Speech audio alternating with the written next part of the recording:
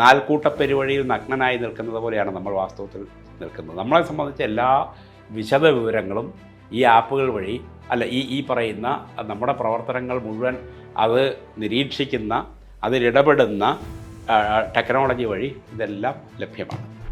നിങ്ങൾക്ക് മെസ്സേജ് വരുന്നു, ആ മെസ്സേജിലുള്ള ആപ്പ് അത് ഇൻസ്റ്റാൾ ചെയ്യുന്നു, അതിലൂടെ അവരാവശ്യപ്പെടുന്ന ഡോക്യുമെൻറ്റ്സ് നിങ്ങൾ കൊടുക്കുന്നു. അത് നിങ്ങളുടെ ആധാർ കാർഡാവാം, നിങ്ങളുടെ പാൻ കാർഡാവാം.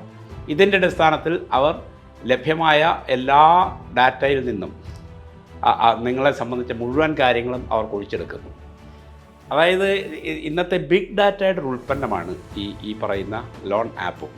ബിഗ് ഡാറ്റ എന്ന് പറയുമ്പോൾ എന്താ സംഭവിക്കുന്നത്? നമ്മളിന്ന് നമുക്കറിയാമല്ലോ, എല്ലാ മനുഷ്യനും നാൽക്കൂട്ടപ്പെരുവഴിയിൽ നഗ്നനായി നിൽക്കുന്നത് പോലെയാണ് നമ്മൾ വാസ്തവത്തിൽ നിൽക്കുന്നത്. നമ്മളെ സംബന്ധിച്ച് എല്ലാ വിശദ വിവരങ്ങളും ഈ ആപ്പുകൾ വഴി ഈ പറയുന്ന നമ്മുടെ പ്രവർത്തനങ്ങൾ മുഴുവൻ അത് നിരീക്ഷിക്കുന്ന, അതിലിടപെടുന്ന ടെക്നോളജി വഴി ഇതെല്ലാം ലഭ്യമാണ്.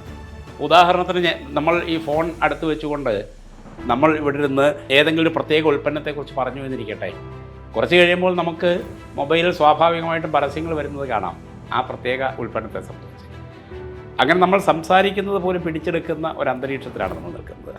അപ്പോൾ അതുകൊണ്ട് ഈ ഡാറ്റ അൽഗോരിതത്തിലൂടെ നമ്മൾ ഈ ആപ്പിൽ റെസ്പോണ്ട് ചെയ്ത് കഴിഞ്ഞാൽ നമ്മുടെ എല്ലാ വിവരങ്ങളും പരിശോധിക്കപ്പെടുന്നു.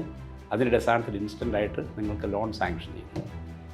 അപ്പോൾ ഇത് പ്രത്യക്ഷത്തിൽ വളരെ എളുപ്പമാണെന്ന് തോന്നാം. കാരണം ബാങ്കിൽ നിന്ന് ലോൺ കിട്ടുന്നത് വളരെ ശ്രമകരമായ, സമയമെടുക്കുന്ന, വലിയ ക്ലേശകരമായ ഒരു പണിയാണ്.